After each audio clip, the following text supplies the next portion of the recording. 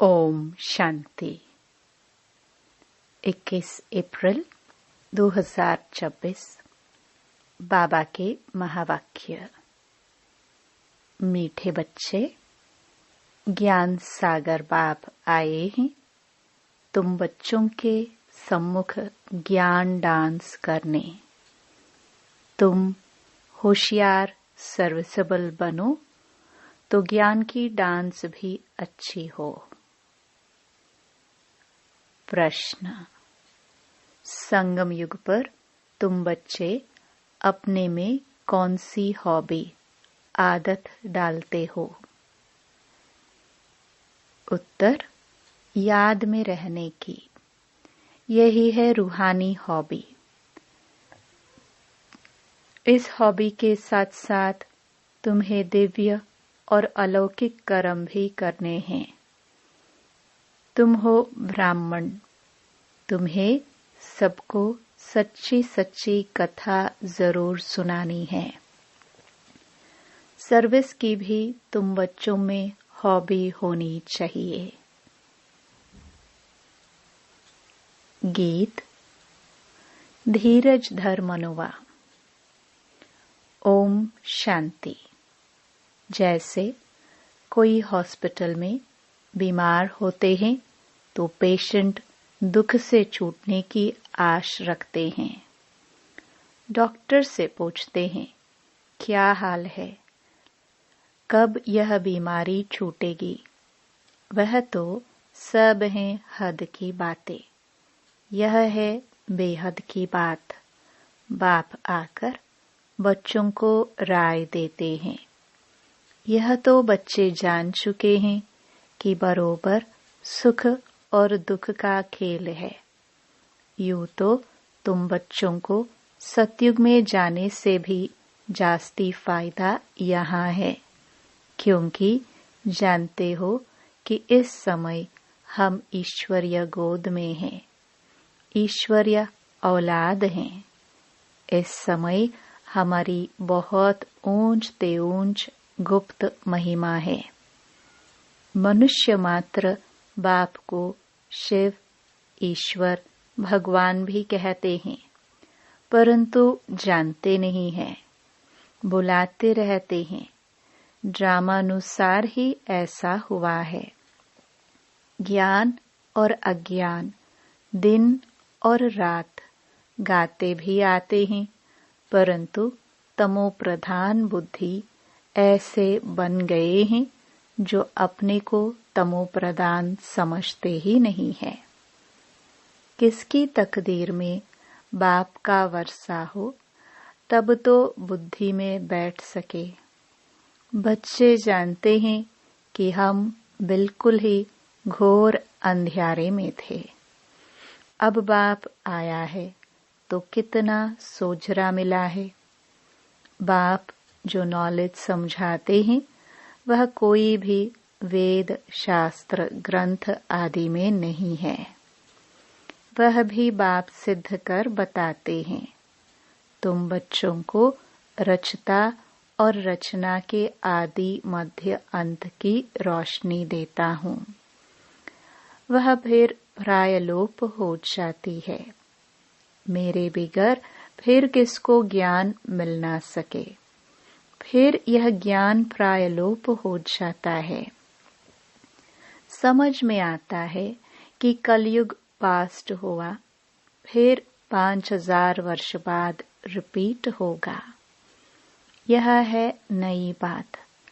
यह तो शास्त्रों में है नहीं। बाप तो यह नॉलेज सभी को एक जैसी पढ़ाते हैं, परंतु धारणा में नंबरवार हैं। कोई अच्छे सर्विसेबल बच्चे आते हैं तो बाबा का डांस भी ऐसा चलता है। डांसिंग गर्ल के आगे देखने वाले बहुत शौकीन होते हैं तो वह भी खुशी से बहुत अच्छा डांस करती है। थोड़े बैठे होंगे तो कॉमन रीति से थोड़ा डांस करेगी। वाह वाह करने वाले बहुत होंगे तो उनका भी उल्लास बढ़ेगा। तो यहाँ भी ऐसे हैं। मुरली सब बच्चे सुनते हैं, लेकिन सम्मुख सुनने की बात और है ना। यह भी दिखाते हैं कि श्री कृष्ण डांस करता था। डांस कोई वह नहीं, वास्तव में है ज्ञान की डांस। शिव बाबा खुद बताते हैं कि मैं ज्ञान की डांस करने आता हूँ, मैं ज्ञान का सागर हूँ। तो अच्छी अच्छी पॉइंट्स निकलती है। यह है ज्ञान की मुरली, काठ की मुरली नहीं है। पतित पावन बाप आकर सहज राजयोग सिखाएंगे या लकड़ी की मुरली बजाएंगे। यह किसके ख्याल में नहीं होगा कि बाप आकर ऐसा राजयोग सिखाते हैं। अभी तुम जानते हो, बाकी कोई भी मनुष्य मात्र को यह बुद्धि में आ न सके। आने वालों में भी नंबरवार पद पाते हैं। जैसे कल्प पहले किया है, वैसे ही पुरुषार्थ करते रहते हैं। तुम जानते हो कि कल्प पहले मुआफिक बाप आते हैं, आकर बच्चों को सब राज खोलकर बताते हैं। कहते हैं कि मैं भी बंधन में बांधा हुआ हूँ। हर एक इस ड्रामा के बंधन में बंधा हुआ है। जो कुछ सतयुग में हुआ था वही फिर होगा। कितनी अनेक प्रकार की योनियां हैं। सतयुग में इतनी योनियां थोड़े ही होंगी। वहां तो थोड़ी वैरायटी होती है, फिर वृद्धि को पाते रहते हैं। जैसे धर्म भी बढ़ते जाते हैं ना। सतयुग में तो थे नहीं, जो सतयुग में थे वह फिर सतयुग में ही देखेंगे। सतयुग में कोई भी चीची गंध करने वाली चीज हो ना सके। उन देवी देवताओं को कहते ही हैं भगवान भगवती। और कोई खंड में कभी भी किसको गॉड गॉडेस कह नहीं सकते। वह देवताएं जरूर हेवन में राज्य करते थे। उनका देखो गायन कितना है। तुम बच्चों को अभी धीरज आ गया है।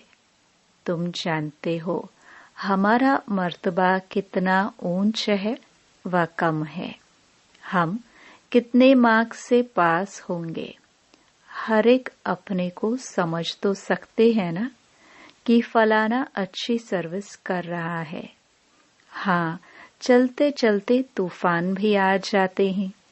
बाप तो कहते हैं कि बच्चों को कोई भी ग्रहचारी तूफान आदि न आए। माया अच्छे अच्छे बच्चों को भी गिरा देती है। तो बाप धीरज देते रहते हैं। बाकी थोड़ा समय है। तुमको सर्विस भी करनी है।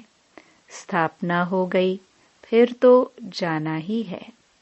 इसमें एक सेकंड भी आगे पीछे नहीं हो सकता। यह राज बच्चे ही समझ सकते हैं। हम ड्रामा के एक्टर्स हैं। इसमें हमारा मुख्य पार्ट है। भारत पर ही हार और जीत का खेल बना हुआ है। भारत ही पावन था। कितनी पीस प्योरिटी थी। यह कल की ही बात है। कल हमने ही पाठ बजाया था। 5000 वर्ष का पाठ सारा नोंधा हुआ है। हम चक्कर लगाकर आए हैं। अब फिर बाबा से योग लगाते हैं। इससे ही खाद निकलती है। बाप याद आएगा तो वर्षा भी जरूर याद आएगा। पहले पहले अलफ को जानना है। बाप कहते हैं तुम मेरे को जानने से मेरे द्वारा सब कुछ जान जाएंगे। ज्ञान तो बड़ा सहज है, 1 सेकंड का। फिर भी समझाते रहते हैं, पॉइंट्स देते रहते हैं। मुख्य पॉइंट है मन मना भव। इसमें ही विघ्न पड़ते हैं। देह अभिमान आ जाने से फिर अनेक प्रकार के घुटके आ जाते हैं। फिर योग में रहने नहीं देते हैं। जैसे भक्ति मार्ग में श्री कृष्ण की याद में बैठते हैं तो बुद्धि कहाँ कहाँ भाग जाती है। भक्ति का अनुभव तो सबको है। इस जन्म की बात है। इस जन्म को जानने से कुछ न कुछ पास्ट जन्म को भी समझ सकते हैं। बच्चों को हॉबी हो गई है बाप को याद करने की। जितना याद करते हो उतना खुशी बढ़ती है। साथ साथ दिव्य अलौकिक कर्म भी करना है। तुम हो ब्राह्मण, तुम सत्य नारायण की कथा, अमर कथा सुनाते हो। मूल बात एक है जिसमें सब कुछ आ जाता है।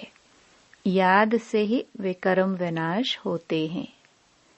यह एक ही हॉबी रूहानी है। बाप समझाते हैं कि नॉलेज तो बड़ी सहज है। कन्याओं का नाम भी गाया हुआ है। अधर कुमारी, कुंवारी कन्या।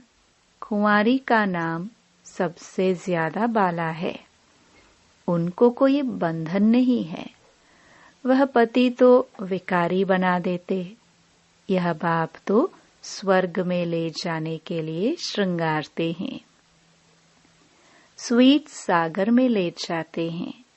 बाप कहते हैं इस पुरानी दुनिया को पुरानी देह सहित बिल्कुल भूल जाओ। आत्मा कहती है कि हमने तो 84 जन्म पूरे किए हैं। अब फिर हम बाप से पूरा वर्षा लेंगे। हिम्मत रखते हैं, फिर भी माया से लड़ाई तो है। आगे तो यह बाबा है। माया के तूफान जास्ती इनके पास आते हैं।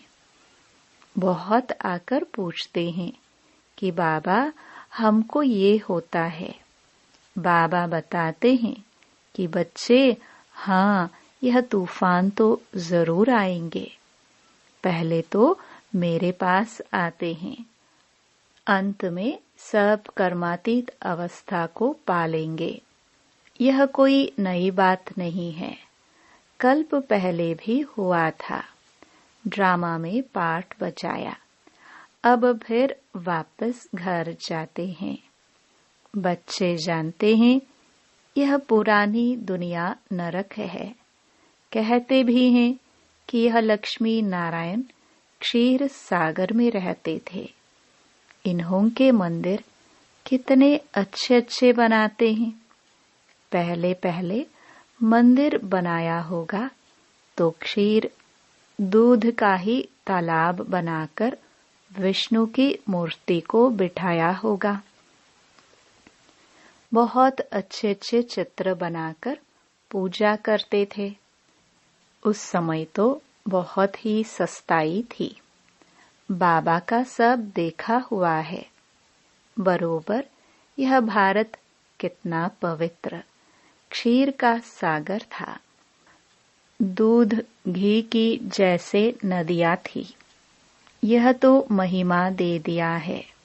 स्वर्ग का नाम लेते ही मुख पानी होता है। तुम बच्चों को अब ज्ञान का तीसरा नेत्र मिला है तो बुद्धि में समझ आई है। बुद्धि चली जाती है अपने घर, फिर स्वर्ग में आएंगे। वहाँ सब कुछ नया ही नया होगा। बाबा श्री नारायण की मूर्ति देख बहुत खुश होता था, बहुत प्यार से रखता था। यह नहीं समझता था कि हम ही यह बनूंगा। यह ज्ञान तो अब बाबा से मिला है।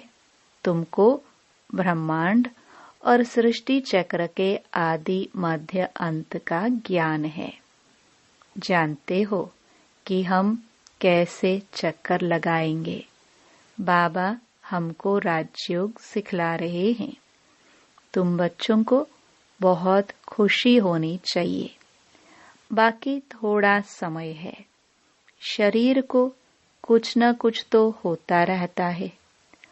अब यह तुम्हारा अंतिम जन्म है। अब तुम्हारे सुख के दिन आते हैं ड्रामा प्लान अनुसार। देखते हो कि विनाश सामने खड़ा है। तुमको तीसरा नेत्र मिला है। मूल वतन, सूक्ष्म वतन, स्थूल वतन को अच्छी रीति जानते हो। यह स्वदर्शन चक्र तुम्हारी बुद्धि में फिरता रहता है। खुशी होती है। इस समय हमको बेहद का बाप टीचर बन पढ़ाते हैं, परंतु नई बात होने कारण घड़ी घड़ी भूल जाते हैं। नहीं तो बाबा कहने से ही खुशी का पारा चढ़ जाना चाहिए।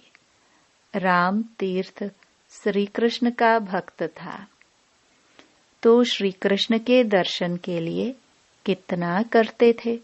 उसको साक्षात्कार हुआ और खुशी हो गई, परंतु उससे क्या हुआ?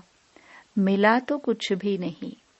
यहाँ तो तुम बच्चों को खुशी भी है, क्योंकि जानते हो कि 21 जन्म के लिए हम इतना ऊंच पद पाते हैं। 3 हिस्सा तो तुम सुखी रहते हो। अगर आधा आधा हो फिर तो फायदा हुआ नहीं। तुम 3 हिस्सा सुख में रहते हो। तुम्हारे जैसा सुख कोई देख न सके। तुम्हारे लिए तो सुख अपार है। महान सुख में तो दुख का पता नहीं चलता है। संगम पर तुम दोनों को जान सकते हो कि अभी हम दुख से सुख में जा रहे हैं। मोह है दिन तरफ और लात है रात तरफ। इस दुनिया को लात मारनी है, अर्थात बुद्धि से भूलना है। आत्मा जानती है कि अब वापस घर जाना है। बहुत पाठ बजाया। ऐसे ऐसे अपने साथ बातें करनी होती है। अब जितना बाप को याद करेंगे उतना ही कट निकलेगी। जितना बाप की सर्विस पर रह समान बनाएंगे उतना ही बाप का शो करेंगे। बुद्धि में है कि अब घर जाना है, तो घर को ही याद करना चाहिए। पुराना मकान गिरता रहता है। अब कहाँ नया मकान, कहाँ पुराना मकान, रात दिन का फर्क है। यह तो हूबहू विषय वैतरणी नदी है। एक दो को मारते झगड़ते रहते हैं। बाकी भी बाबा आया है तो बहुत लड़ाई शुरू हो गई है। अगर स्त्री विकार नहीं देती तो कितना तंग करते हैं, कितना माथा मारते हैं। कल्प पहले भी अत्याचार हुए थे। वह अभी की बात गाई जाती है। देखते हो कि कितना पुकारती है। वही ड्रामा का पाठ बज रहा है। यह बाप जाने और बच्चे जाने और न जाने कोई। आगे चल सबको समझने का है। गाते भी हैं पतित पावन, सर्व का सद्गति दाता बाप है। तुम कोई को भी समझा सकते हो कि भारत स्वर्ग और नरक कैसे बनता है। आओ तो हम तुम्हें सारे वर्ल्ड की हिस्ट्री ज्योग्राफी समझाए। यह बेहद की हिस्ट्री ज्योग्राफी ईश्वर ही जाने और ईश्वर के तुम बच्चे जानो। पवित्रता, सुख, शांति की कैसे स्थापना होती है। इस हिस्ट्री ज्योग्राफी को जानने से तुम सब कुछ जान जाएंगे। बेहद के बाप से तुम जरूर बेहद का ही वर्षा लेंगे। यह आकर समझो, टॉपिक बहुत है। तुम बच्चों का तो अब दिमाग ही भरपूर हो गया है। खुशी का कितना पारा चढ़ता है। सारी नॉलेज तुम बच्चों के पास है। नॉलेजफुल बाप से नॉलेज मिल रही है। फिर हम ही जाकर लक्ष्मी नारायण बनेंगे। वहां फिर यह नॉलेज कुछ भी नहीं होगी। कितनी गुह्य बातें समझने की हैं। बच्चे सीढ़ी को अच्छी रीति समझ गए हैं ना। तो यह चक्र 84 का है। अब मनुष्यों को भी क्लियर कर समझाना है। इसको अब स्वर्ग व पावन दुनिया थोड़े ही कहेंगे। सतयुग अलग है, कलयुग अलग चीज है। यह चक्र कैसे फिरता है, यह समझाने में सहज है। समझानी अच्छी लगती है, परंतु पुरुषार्थ कर याद की यात्रा में रहे, यह बहुतों से हो नहीं सकता। अच्छा, मीठे मीठे सिखिलदे बच्चों प्रति मात पिता बाप दादा का याद प्यार और गुड मॉर्निंग। रूहानी बाप की रूहानी बच्चों को नमस्ते। धारणा के लिए मुख्य सार। पहला, इस पुरानी देह और दुनिया को बुद्धि से भूल बाप और घर को याद करना है। सदा इसी खुशी में रहना है कि अभी हमारे सुख के दिन आए कि आए। दूसरा, नॉलेजफुल बाप से जो नॉलेज मिली है उसका सिमरण कर दिमाग को भरपूर रखना है। देह अभिमान में आकर कभी भी किसी प्रकार का गुटखा नहीं खाना है। वरदान, सदा एक रस स्थिति के तख्त पर विराजमान रहने वाले बाप दादा के दिल तख्त नशीन भव। सभी से श्रेष्ठ तख्त बाप दादा के दिल तख्त नशीन बनना है। लेकिन इस तख्त पर बैठने के लिए अचल अडोल एक रस स्थिति का तख्त चाहिए। अगर इस स्थिति के तख्त पर स्थित नहीं हो पाते तो बाप दादा के दिल रूपी तख्त पर स्थित नहीं हो सकते।